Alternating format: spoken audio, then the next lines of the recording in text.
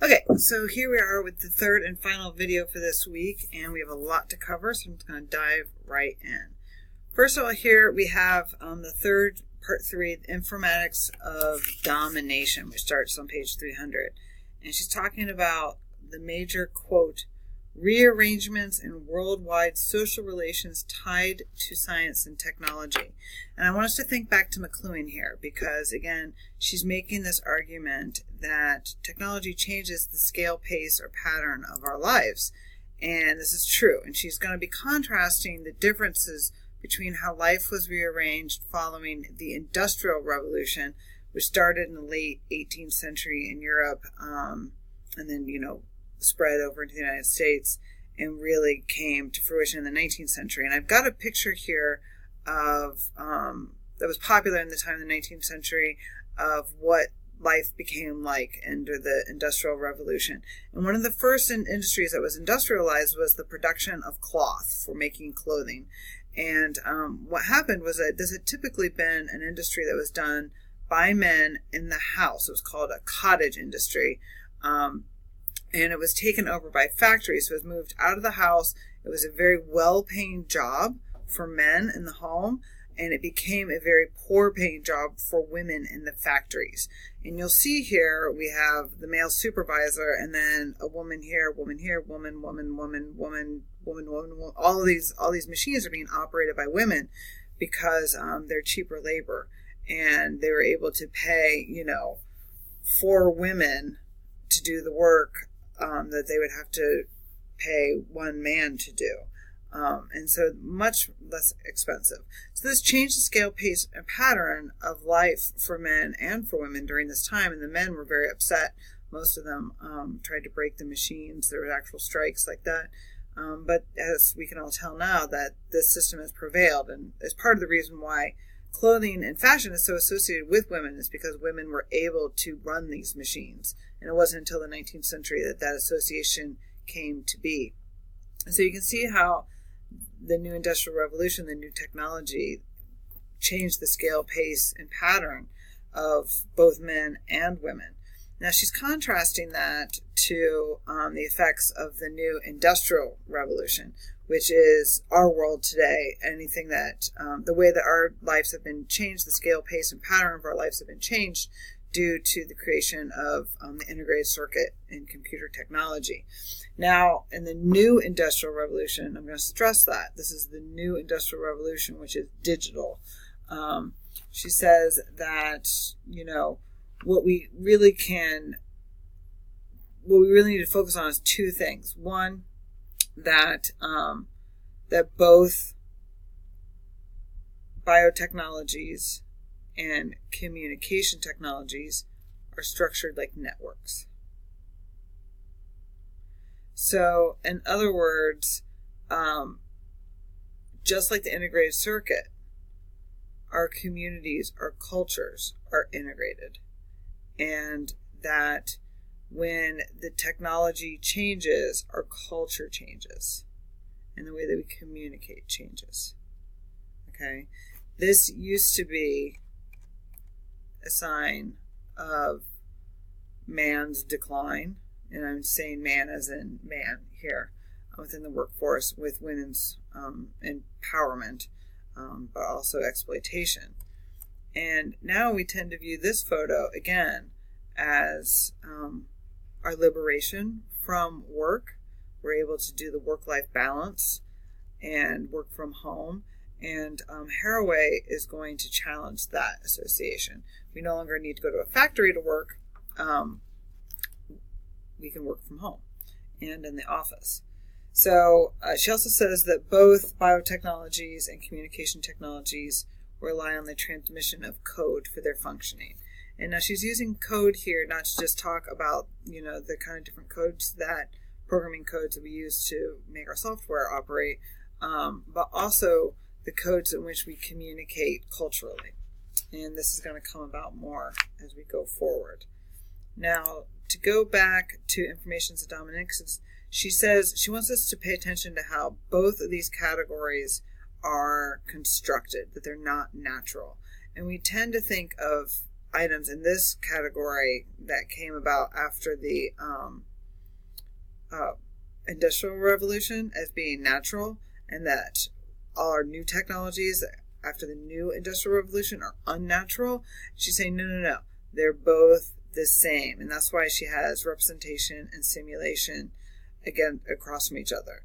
The bourgeoisie novel and realism across from science fiction and postmodernism.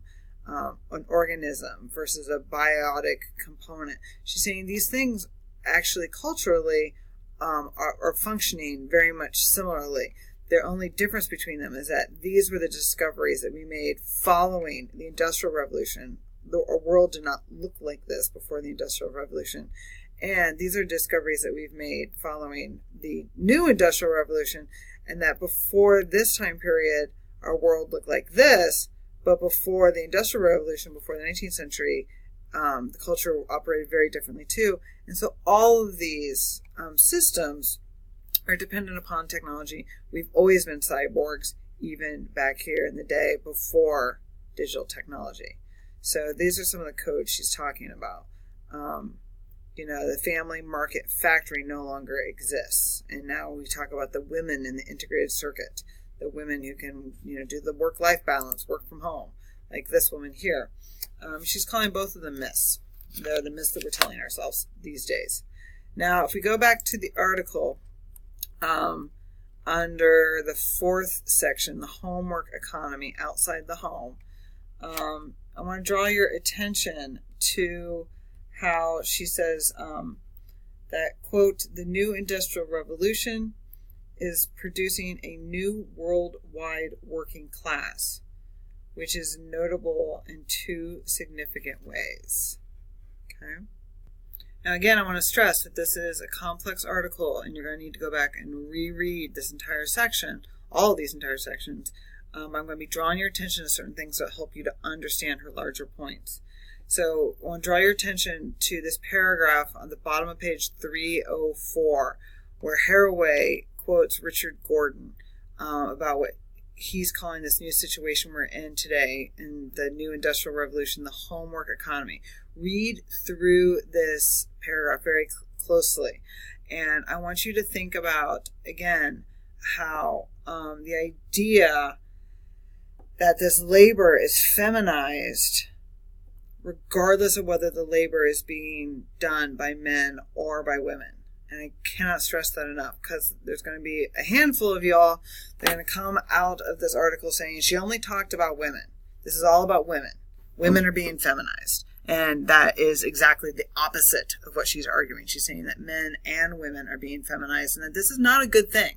Because basically what's happening is that we're being asked to work all of the time, just like women historically have been within the home.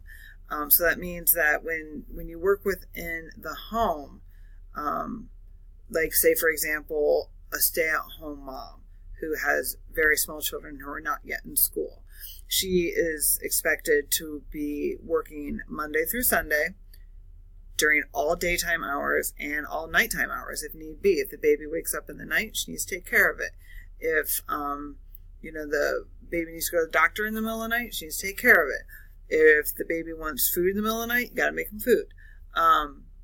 And so she's saying, and also typically these women are either not paid or are paid so little in exchange of, like home and room and board within their husband's household, that it becomes obscene, that this labor is so devalued, it becomes obscene.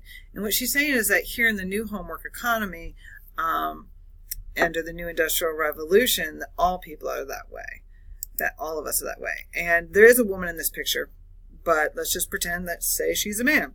What this represents is the way that here in this day and age, due to digital technology, a lot of us are expected to work 24/7. We're expected to answer emails on the weekend or when we go on vacation or early in the morning or late at night. A lot of you might have noticed that I specifically put on my syllabus that I only answer emails Monday through Friday, 8 a.m. to 5 p.m. That doesn't exclude the fact that I'll, do some work on the weekend or at night. But I certainly want to make sure that you don't expect it of me. This has come after decades of not being able to find this work-life balance, because I can take work home with me in my pocket, on my phone, on my tablet, on my computer. And a lot of people brag about this, that you can reach them anytime, day or night.